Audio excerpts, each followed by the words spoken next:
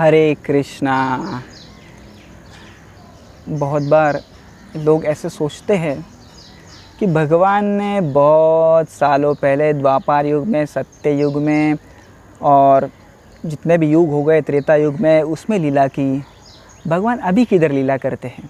नहीं, वो तो सब पुराणों में लिखी गई है और भागवत में लिखी गई है। आजकल भगवान लीला नहीं करते।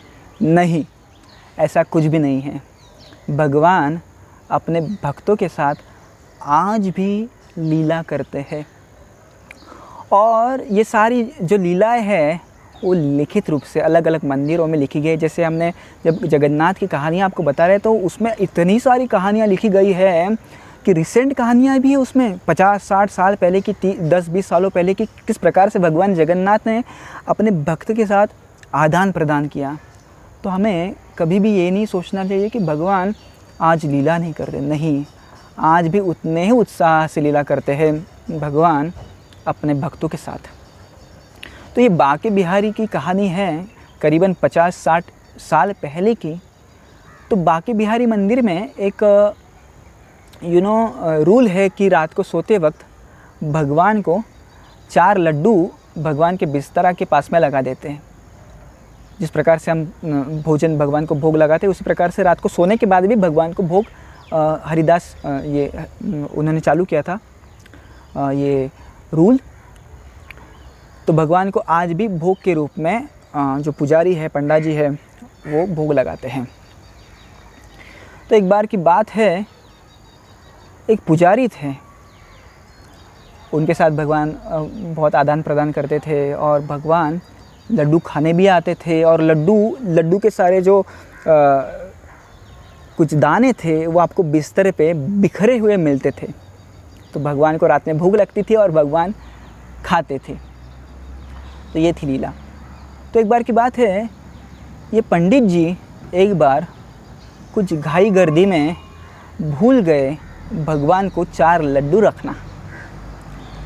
तो करीबन रात को 1 बजे भगवान उठे और वो ढूंढने लग गए, कहाँ पे रखे मेरे लाडू? मुझे तो भूख लग गई, अभी 1 बजा है और मुझे आदत लग गई अभी रोज़ रात को खाने की। लड्डू कहाँ पे लड्डू, कहाँ पे लड्डू? तो ढूंढने लग गए, लड्डू नहीं थे। तो उन्हें गुस्सा आ गया।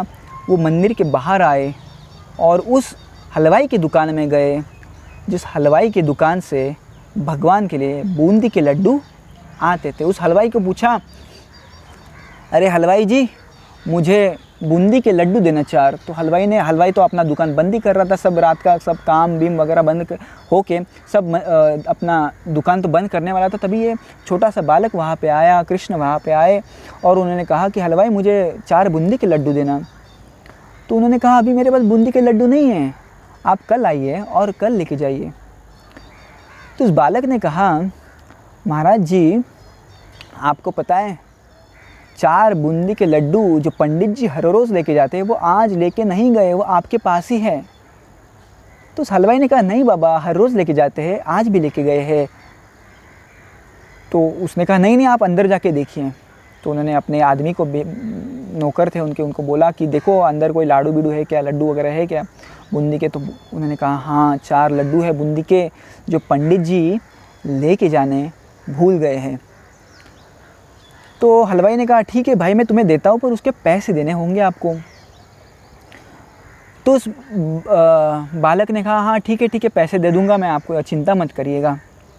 तो लड्डू लिए और बालक ने वो 4 लड्डू खा लिए और हलवाई से कहा कि हलवाई, ये मेरा जो कंगन है आपके पास रखो और आप ले लेना उसे, जो भी आपके पैसे होते हैं उससे।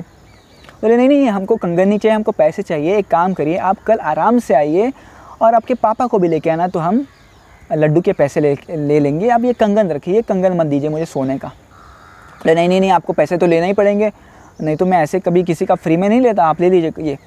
बोले, नहीं, हमें नहीं। तो बहस होने लग गई। तो इस छोटे बालक ने अपने कंगन उतारे और हलवाई की दुकान में फेंक के बालक भाग गया। और ये जो हलवाई थे चौकन्ना हो गई कि इतने अच्छे सुंदर दिखने वाले सोने के कंगन ये बालक फेंक के गया यहाँ पे, कुछ ना कुछ तो बात होगी।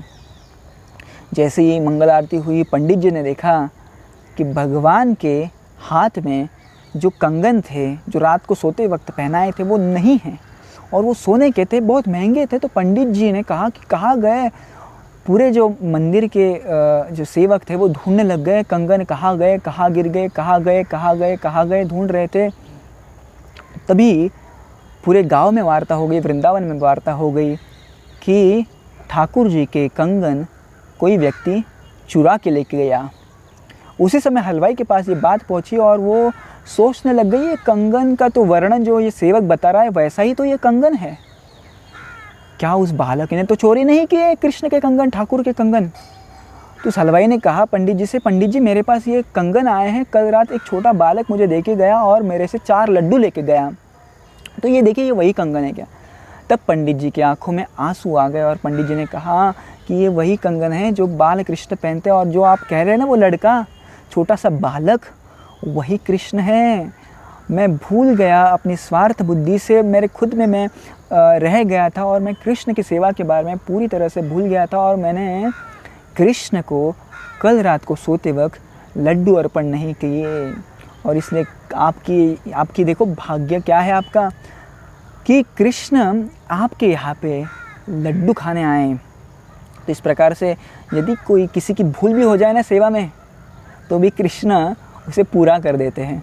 तो ऐसे नहीं सोचते कि भक्त कुछ भूल गया, नहीं, वो पूरी लीला पूरी सेवा भक्त से करवा लेते। तो ऐसे नहीं सोचना चाहिए हमें कभी कि कृष्ण आजकल लीला नहीं करते, केवल व्यापार युग में सुदामा के साथ हुई, द्रौपदी के साथ हुई और अर्जुन के साथ हुई, हमारे के साथ क्या लीला होगी? नहीं, यदि हम भक्ति करेंगे तो कृष्ण आज भी हमारे साथ आदान प्रदान करेंगे। ये यथा मां प्रपद्यन्ते तां तथैव भजाम्यहम् ममवत्मानुवर्तन्ते मनुष्या पार्थ सर्वशः। जिस प्रकार से आप मेरी शरण लोगे उसी प्रकार से मैं आपके साथ व्यवहार करूँगा, आदान प्रदान करूँगा, ऐसे भगवान कह रहे हैं।